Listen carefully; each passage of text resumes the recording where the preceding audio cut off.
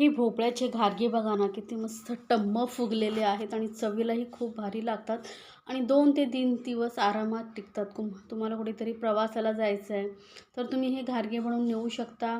प्रवासामध्ये खाण्यासाठी एक उत्तम पर्याय आहे. बाहेरचं खाण्यापेक्षा हे घरातले घारगे खाल्लात ना, तर मन शांत होईल आणि जबरदस्त टेस्टी लागतात. बघू शकता किती असे टम्म फुगलेले आहेत आणि जास्त वेळ असे टम्म फुगलेले राहतात. त्यासाठी आपल्याला लागणारं साहित्य म्हणजे सर्वात आधी इथे मी घेतलेला आहे भोपळा. पाव किलो भोपळा घेतला आणि भोपळा घेताना लक्षात ठेवा असा मस्त ऑरेंज कलरचा लाल जो भोपळा येतो ना, तोच घ्यायचा आहे.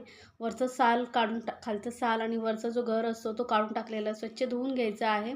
त्यानंतर आता हा भोपळा जो आहे आपल्याला किसून घ्यायचा आहे.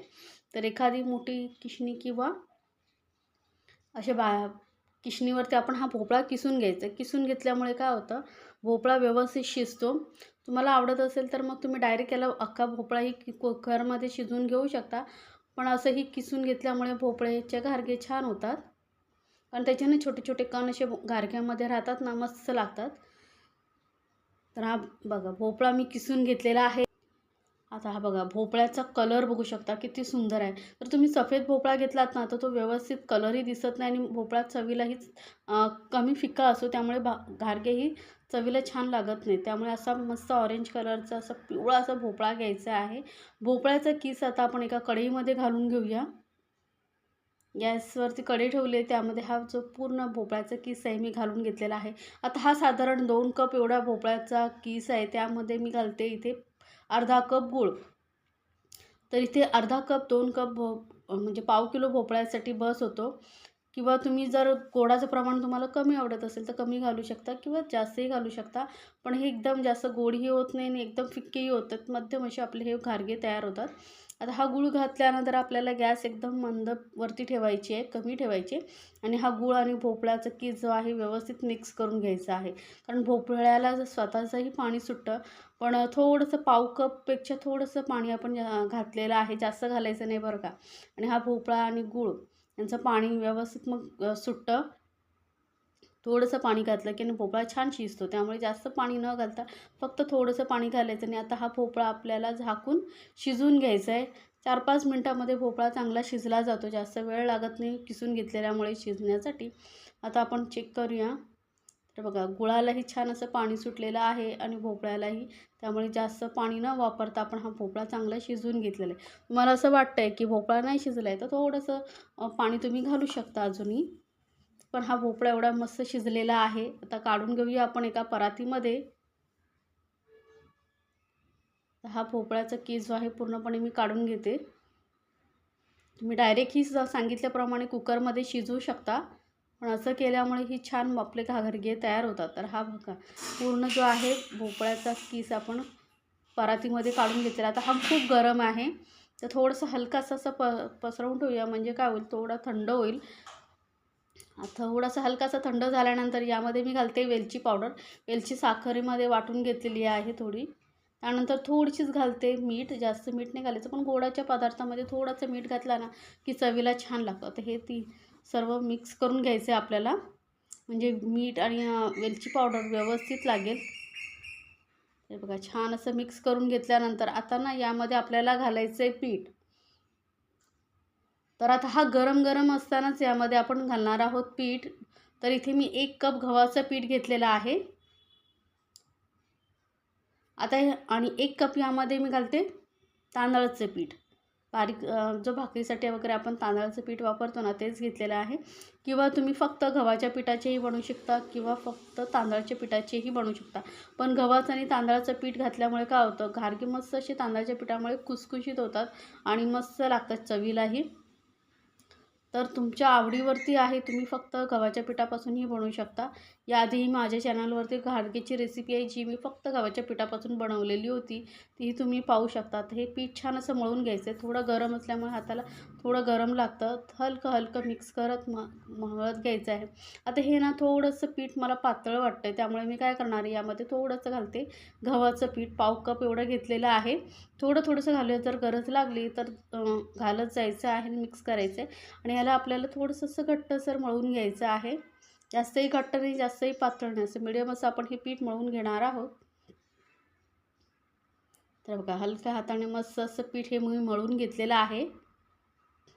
तर आपलं घारग्याचं जे पीठ आहे मळून झालेलं आहे आणि जास्त पाण्याचा वापर इथे करायचाच नाही आहे आपल्याला.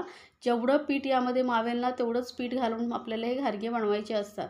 आता याला थोडंसं तेल लावून आपण परत हे पीठ मळून घेऊया. मस्त असा कलर आलेला आहे छान. यामुळेच ना घारग्यांना कलर खूप छान येतो. तर एकदा या पद्धतीने नक्की बनवून पहा, तुम्हालाही घारगे आवडतील. तर हे पीठ आपलं मळून झालेलं आहे. आता याला ना कमीत कमी 10 ते 15 मिनटं आपण असंच झाकून ठेवूया. म्हणजे आपण जे गूळ वगैरे घातला आहे तो पिठामध्ये छान असा मुरला जाईल. तर 10 मिनिटानंतर आपण चेक करूया. बघा मस्त असं आपलं पीठ मुरलं गेलेलं आहे. आता हे पीठ हलकंसं आपण परत मळून घेऊया, कारण आपण थोडा वेळ मुरत ठेवलं होतं ना, ते एक समान आपण व्यवस्थित मळून घेतलं की एक समान होतं. बघा मस्त असे आपण मळून घेतल्यानंतर परत याचे ना आता छोटे छोटे बॉल बनवून घेऊया बरं का. छोटा लिंबू असतो ना तेवढ्या साईजचे आपण याचे बॉल बनवून घेणार आहोत. आता घारग्यांची साईज तुम्ही तुमच्या आवडीनुसार छोटी मोठी करू शकता. पण एकदम मध्यम आकाराच्या घारग्यांसाठी इथे मी लिंबा एवढा गोळा घेतलेला आहे. असे बॉल बनवून घेतले की घारगे बनवायला पटापट होतात. त्यामुळे असे बॉल बनवून घ्यायचे. त्यानंतर एक पोळपाट घ्यायचा, त्यावरती हा बॉल ठेवायचा, गोळा ठेवायचा आणि वरून थोडीशी खसखस लावूया. म्हणजे काय खाताना छान लागतात घारगे. किंवा नाही लावला तरी चालेल. एका साईडनेच लावायची किंवा तुम्ही दोन्ही साईडनेही लावू शकता. हलक्या हाताने दाबून घ्यायचं आणि वरून थोडंसं सुकं पीठ लावूया. जास्त पीठ लावायचं नाही.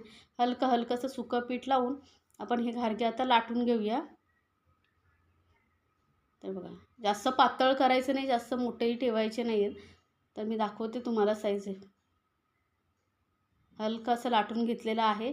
आता याला आपण एखाद्या वाटीच्या साहाय्याने कट करून घेऊया. म्हणजे काय होतील घारगे आपले एक समान होतील आणि दिसायलाही मस्त दिसतील एक प्लेन असे. तर हे बघा थोडंसं साईडचं मी काढून टाकलेलं आहे आणि बघा एवढ्या जाडीचे आपण असे घारगे लाटून घेतलेले आहेत. असेच आपण पटापट बाकीचेही घारगे लाटून घ्यायचे. एकदम सोपं आहे. बॉल ठेवायचा, वरून थोडंसं खसखस लावायचा. खसखस लावून पहा मस्त लागतात घारगे चवीला. खाताना हे चवीला छान लागतात. तर हे बघा वरून हलकंसं सुकं पीठ लावायचं बरं का. जास्त पीठ लावायचं नाही, नाही तर काय होतं आपण जेव्हा कढईमध्ये तळतो ना तेव्हा खालच्या साईडला सगळं पीठ जमा होतं. त्यामुळे थोडं हलकंसं पीठ लावून घ्यायचं. म्हणजे काय होईल घारगे लाटायला सोपं पडेल. किंवा तुम्ही तेलही लावू शकता आणि पटापट आपण हे असे घारगे लाटून वाटीने कट करून घ्यायचे. ते बघा किती सुंदर दिसत आहेत बघा आपले घारगे.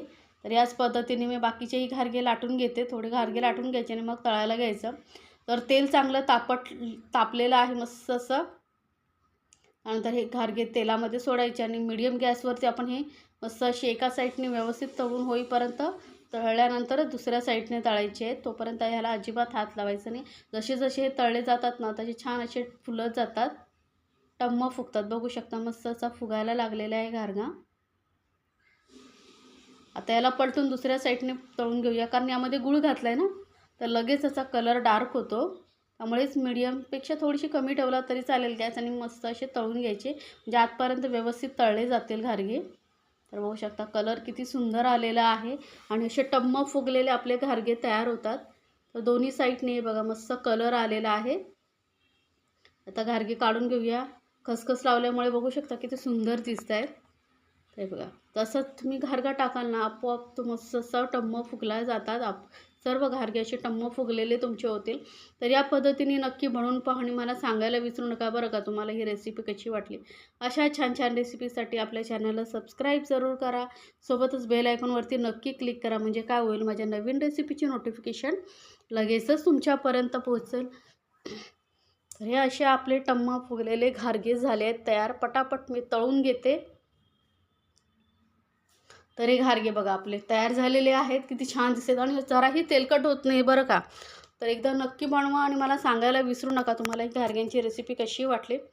अशा छान छान रेसिपी आपल्या चॅनलवरती असतात त्या पहा आणि आपल्या फॅमिलीसोबत एन्जॉय करा. गरमागरम असे टम्म फुगलेले हे गोड गोड घारगे